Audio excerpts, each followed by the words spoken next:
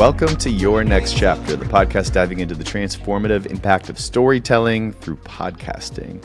I'm Jeremiah Tittle, CEO and founder of Next Chapter Podcasts, your host for conversations with creative minds reshaping their worlds through narrative. And the goal of the podcast here, we leverage storytelling to impact culture, brands, politics, using the podcast as a means to highlight innovators. I want to hear how people have transitioned from one gig to the next, one career to the next. I always find it super interesting when people make that pivot. And Your Next Chapter is the space for us to have these deeper conversations about seeing, the writing on the wall and moving in a different direction within their careers. And none other than my partner in crime here, in the business of Next Chapter Podcasts. Very happy to welcome the first of many conversations that Michael Goodfriend and I will have for today's very first episode. Michael's a close friend and colleague as we work together. He's the head of scripted fiction at Next Chapter Podcasts, a theater actor for decades, Air America Radio we're going to dive into for a moment, and also our time working at SiriusXM satellite radio for almost a decade on Left Jab, which was kind of sets the stage and tone for diving into what our company is all about when the work we do together. So Michael, welcome to the show. Jeremiah, it is awesome to be here with you. I'm so glad we're doing this. This is our flagship series. Next Chapter Podcast. We've been talking about it for a bit, so it's cool to finally get started, and very grateful to Nick Kastner, executive producer of the series. So why don't we start from the beginning? Theater acting. Even if you want to take me to Yale, the reason I had something to talk to Paul Giamatti at Sundance in a hotel lobby was because of things that you had told me about, some inside jokes you two had, and you took me seriously somehow. I introduced you to Paul Giamatti. Now up for an Academy Award. Not sure if he'll win by the time this is published, but and I got to put so ironically, strangely, my acting career has led to me knowing two of the acting nominees. Are you serious? This year Lily Gladstone was at the Oregon Shakespeare Festival with my wife and I when we were both working there. And actually, my wife and Lily were cast together in a play. They were twins. They were, they look a lot alike. And it was so I never got to know Lily very well, but my wife Nancy Rodriguez got to know her, and of course Paulie at Yale was third year when I was first year, and we weren't pals or anything, but I think it's safe to say we know who we are. He remembered your name, that's for sure. That's right. He didn't send me off packing into the other taxi cab. He stuck around and talked to me. I'm not nominated for. You're not. Oscar this year. No, I'm sorry to hear that. So, did you get one of these though? Is it too soon to flash this in the first podcast? It's the only award I've ever won that was heavy. I've got it, and it's about as heavy as an Oscar, I think. Yeah, it's same. That's what I say. Signal Awards. The Signal Awards. Yes. So theater acting, Shakespeare and beyond. I've seen you on stage at Woolly Mammoth in DC, doing non-Shakespeare. I know you do it all. So I'm just curious about that chapter of your life. Well, that chapter led to my next chapter, which is podcasting and this company.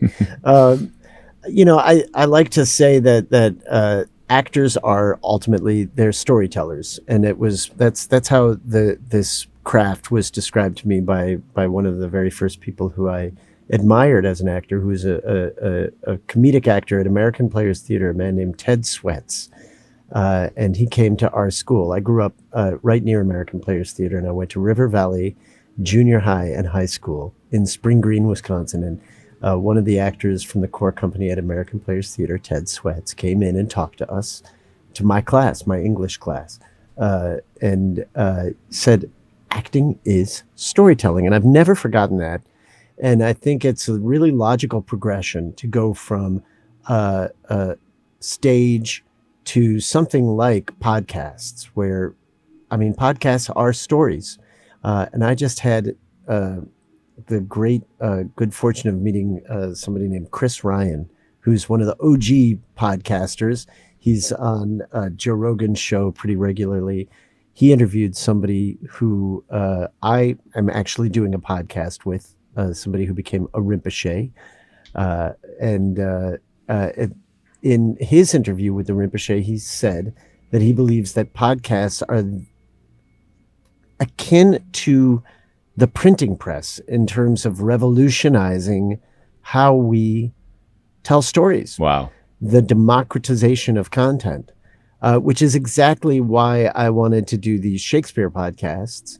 And there's a direct progression from my career as an actor to producer at SiriusXM with you, to this company, and to the Play on Shakespeare podcasts, which originated at the Oregon Shakespeare Festival, which, as I said, I was a member of for 5 seasons. So one thing just leads to another. And folks who tell me that they're nervous about going into the arts or something because of its instability and the lack of, money and all of that, I always say the same thing. If you have a passion for something and you're good at it, devote yourself to it. Do it like Hercules, as the great acting teacher Stella Adler used to tell her students. Do it like Hercules. Do it as well as you possibly can. And organically, it will lead to something that you can stake your livelihood on, whether it's acting, writing, producing, directing, or any of those ancillary or seemingly ancillary things to the storytelling process. You will be involved in storytelling in one way or another. Yeah, you're really merging, radio with Air America, and also our time at SiriusXM for a decade, where you're moonlighting as executive producer of Left Jab while on stages around the country.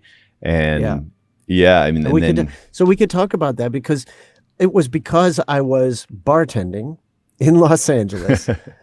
And I would say that bartending is a necessity if you're going to be an actor. I was bartending because I had to feed myself, and my buddy Joe started a bar, a club in LA called M Bar, and it turned into a sort of an underground comedy club where lots of comedic, stand-up comics were trying out new material. So Patton Oswalt, Laura Keitlinger, all these great comedians they were trying out their stand-up at M Bar. I was their poison provider. I got to know them because I was slinging drinks. But the reason I bring it up is because, then as luck would have it, my brother, who had been involved in like politics and worked for Bill Clinton in the West Wing of the White House, was super interested in media and media law, and started a radio network called Air America Radio. And that leads directly to you, because Air America Radio was a huge launch and a huge bomb. I'm not saying that leads to you, but I'm saying that because it bombed, my brother and I kind of picked up the pieces for ourselves, and we're like, hey, we love radio. We want to do more. And we went over to XM Radio with this idea for a sort of a comic, political, macho, liberal talk radio show. And that's where we met you. You were introduced to us by Hugh Pinero and I think Kevin Straley, your mentor. My mentor, yeah. Yep. And you were our producer engineer on that. I wrote the comedy and did the guest booking and kind of designed each show. And Mark Walsh, David Goodfriend were the co-hosts. And you and I remember, constant sort of collaborative rapport where I'd throw you stuff to produce sound-wise for comedy and whatnot. And, you were able to, as Dave Zirin, our sports correspondent, always said, you were riding the wheels of Schlemiel. The wheels of Schlemiel. It's so true. Yeah, it definitely taught me how to do stuff on the fly. I mean, it was live for the most part, I think, at least the first half of that decade. And what a fun show to work on. Your writing was just so fantastic. And we just I want to say that people. Right. And there again, going back to M Bar, being an actor, being a bartender, learning through listening to these great stand-up comics, timing and how to land a punchline and all of these things that you can't learn it on a page. You have to witness it. You have to hear these comics do their. I mean, these guys, they test stuff out over and over again. They tried landing a line in a different place in their set every time. We hear it and we're like, God, how do they come up with this stuff on the fly? They don't. They're crafting this work. And, thanks to that bartending job, when we did Air America Radio, I became Janine Garofalo's producer because I knew all of these comedians and I booked them onto her show. And that taught me how to produce a radio show, which led to XM and Sirius XM, you and I, and our beautiful creative marriage at Next Chapter Podcast. We've had a couple of iterations of it too. I mean, I don't want to get too bogged down in it, but I think whether people know about Air America or not, you do know Rachel Maddow, you do know Al Franken from Saturday Night Live, and But moving nobody on to knew Rachel politics. Maddow. Nobody knew Rachel Maddow at the time that I knew her at Air America. She just wanted to be in on it. She had done like, I think some local radio. She was super smart and everybody sensed that immediately. And it was Liz Winstead, I think, who said, I want her on my show. And Rachel started out as sort of like a color commentator with Liz Winstead and Chuck D. But then pretty soon that fierce intellect and just that genuineness that she has, that's really real. Rachel was, I would say, one of the nicest people I'd ever met in any professional Wow. environment or non-professional. I mean, she genuinely cared about people, had a great sense of humor, and is really that smart. That Rachel that you see on the Rachel Maddow show, that's genuine. It Well, comes across. authenticity. I mean, it's really the name of the game of podcasts too. I mean, Mark Maron was another name there. Liz Winstead created The Daily Show. Little tidbit about Mark Maron. Okay, I would say, and I think he would agree to this, that his very successful podcast began at Air America Radio. I In believe the that. dust, the crater left by the implosion of Air America, which failed through no fault of anybody's but our own, it's just badly managed. We were doing great, taking local markets to number one across the country, but when it came to money, there was none. And so the thing completely cratered. But in that smoking heap left behind by Air America, Mark Maron in that studio started his podcast, did his very first podcast. And I think that I think this could be verified. Let's try to get Mark Maron in on one of these We'll get him on for a future conversations. episode. That's on Nick. He's got he's got that under control. Uh, but I also want to maybe talk about that merger. I mean, like we talked about, so we had that decade working together in satellite radio pre and post merger, and then we were reunited during the pandemic. I mean, I can just go into a little bit, and you know the story of even though you weren't there in the early days of Next Chapter podcast when it wasn't even called Next Chapter. Thanks, Tracy Kaplan, for naming the company, renaming the Tracy company. Kaplan. Shout out to the former COO. But Next Chapter podcast started in 2018 after a 3-year stint I had at TuneIn, where I was reunited with my mentor, Kevin Straley, who's the chief content officer there, where I produced 6 podcasts and really saw the light as to the opportunity with the podcast industry growing. First year, lost a ton of money, dipped into my 401k. And then the second year, our first original, The 500, with Josh Adam Myers, a comedian talking about music, we were able to get a deal with Spotify. And then the aforementioned Tracy Kaplan created a news for kids show called The 10 News, which iHeart bought. And then 2.5 years into now a 5.5 year company, pandemic hit. You were teaching at NYU, teaching acting, right? And then, we reunited. So I would love to maybe get some of your perspective on how that all came together. Well, I think it's a good story because there are very few absolute white knuckle moments in life. And for me, one of those moments was that pandemic. I was teaching, as you said, at NYU Steinhardt School of Music, teaching acting to aspiring opera singers and musical theater performers, which was great. I was having a blast. I loved my students. Um, and then they all started getting sick, and this bad, bad cough kept going around. And we started hearing news about this strange new virus, and there was a lot of fear in that classroom, and a lot of, I mean, the sort of it just laid bare everybody's vulnerabilities, and before we could really deal with it, and I think this is something that our whole country has experienced, right? The world, before we understood what was going on, the campus was shut down, and we were migrated over to Zoom and Zoom classes. My wife and I were living in Inwood with our two kids. We fled. We went to Wisconsin, where I was fortunate to have family and was able to um, go to a farmhouse that wasn't that was unoccupied, and we moved in there and stayed there for 6 months.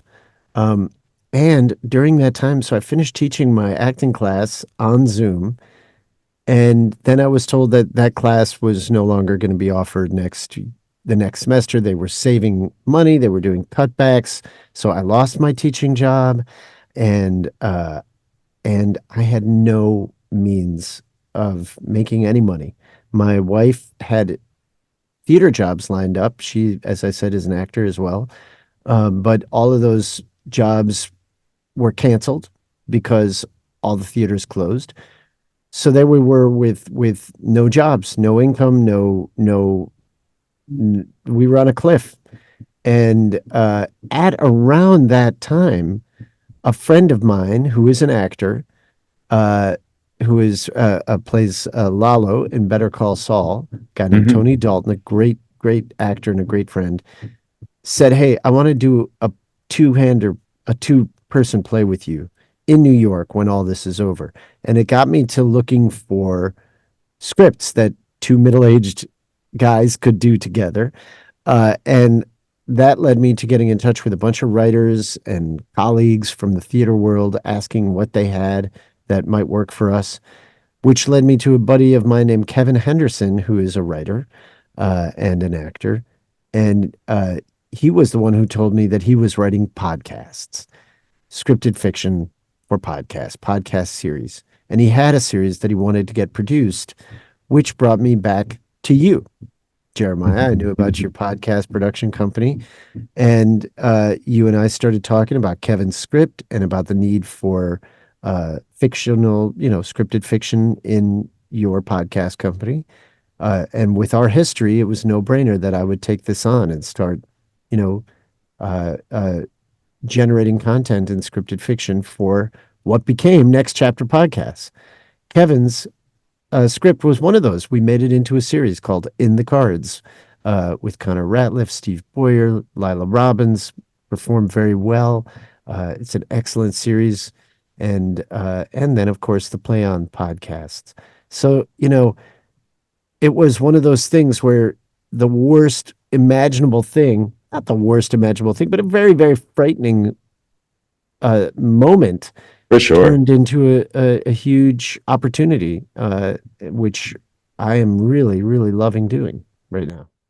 Yeah, so play on Shakespeare. It didn't happen overnight. It took some time to build, make the case. But maybe the inception of that idea, it seems like the next logical thing to ask you about. I know the Yeah, story, but I'd love for people to hear about it.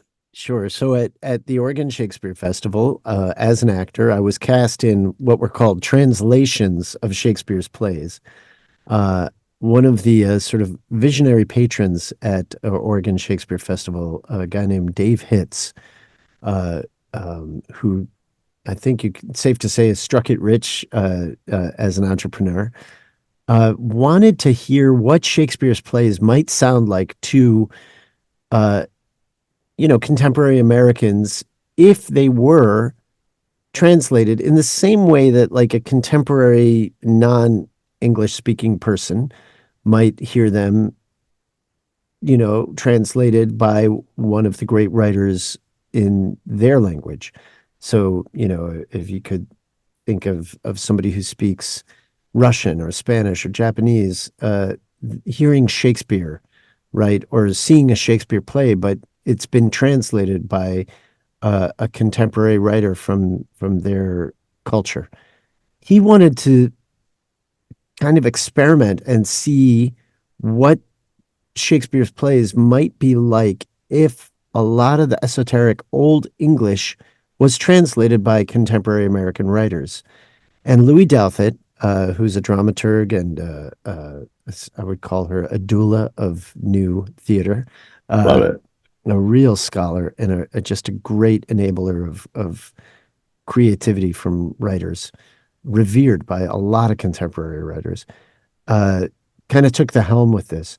And because I was an actor at the festival, they cast me in readings of these translations. And I was a big doubter.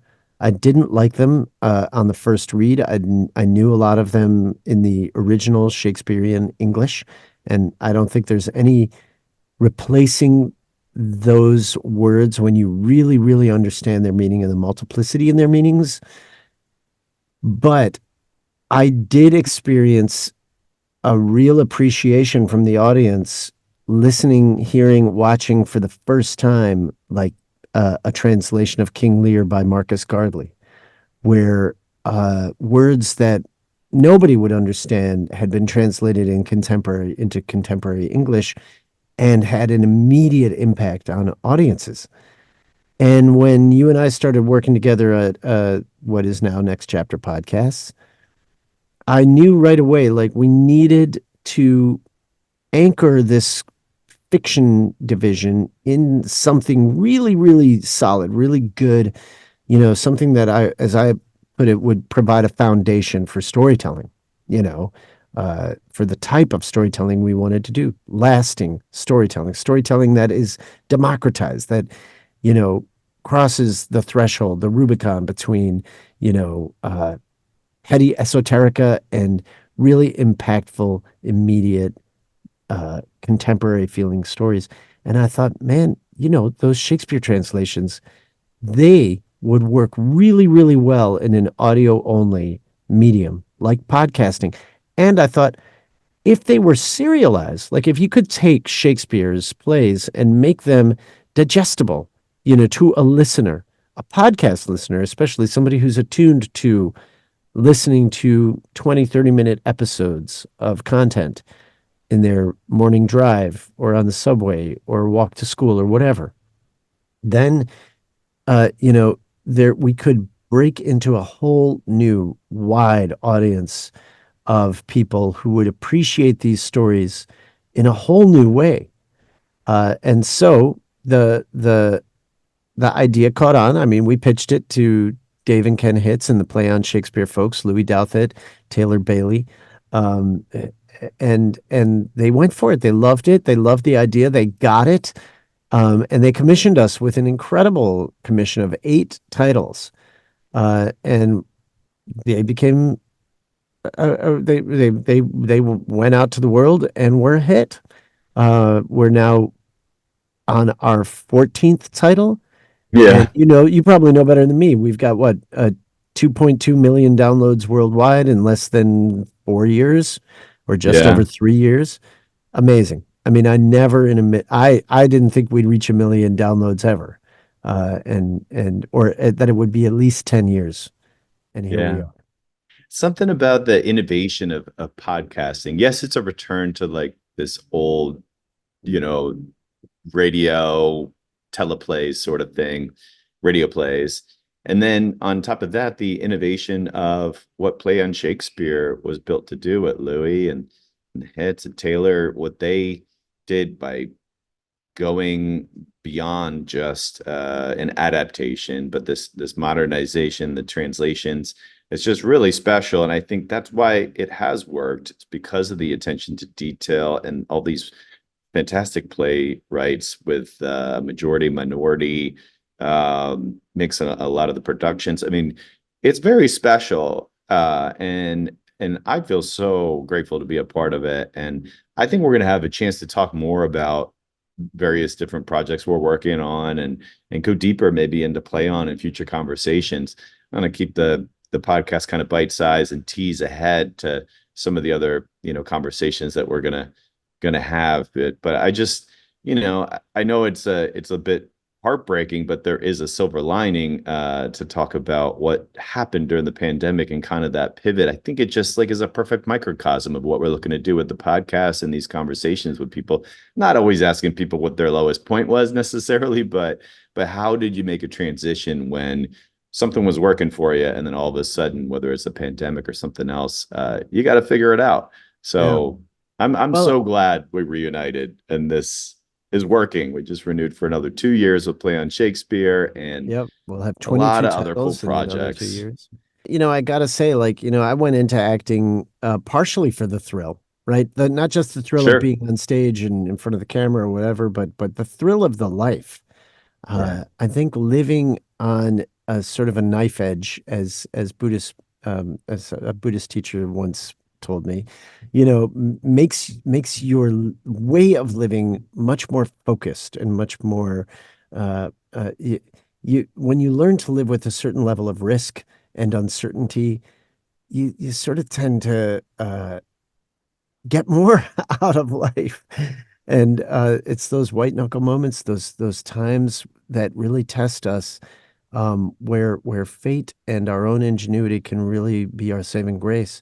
And I think today is an auspicious day. In that spirit, you are about to launch on our talk side a new podcast called Our New South, which is really pushing boundaries of how we perceive the South, and giving us a sense of the importance of the South in solving our our considerable problems as a society. So Absolutely. it's a very exciting day. Yeah, super proud. And while I was born in Virginia and grew up in Maryland, both technically in the South, south of the Mason-Dixon line, haven't really thought of myself as too much of a Southern outside of saying y'all here and there, which I love to say. But Our New South, hosted by Kevin Blackistone, where you see him on ESPN, Around the Horn, and a historian, a professor at Claflin University, at HBCU in South Carolina, Robert Greene II. Killer lineup of guests, all talking about what the idea of the New South is, which to many might be a confusing idea. It's based, the Levine that we're partnered with, Levine Museum of the New South, is based in Charlotte, North Carolina, which might be accused of maybe some whitewashing history and kind of all the spanking new buildings for Bank of America and beyond that is the skyline of that city. It's kind of the perfect place to have these conversations of like remembering history and how chefs and musicians and historians and activists and academics are looking back, but also really charting the future, and how, like Dave Zirin used to say, as far as sports for politics, it's kind of the canary in the coal mine. I feel like the South is the same for the rest of the country.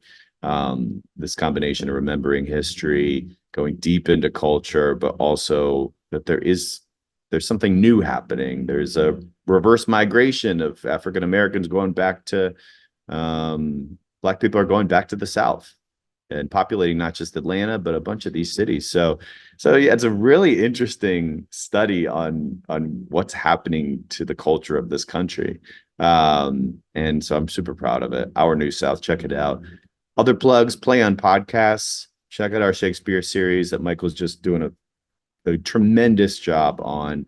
And My Mornings with Rinpoche is something I'm very excited to dive into, listening to someone who is important in your life, show kind of the Zen way. You do a better job of selling it. I know you already mentioned it, but Well, talk uh, about somebody who's lived on a knife edge. Jerry Gardner grew up in the ghetto in Bed-Stuy and was recruited to be in gangs constantly, and he wanted to be a dancer. So he learned martial arts to defend himself so he could learn ballet.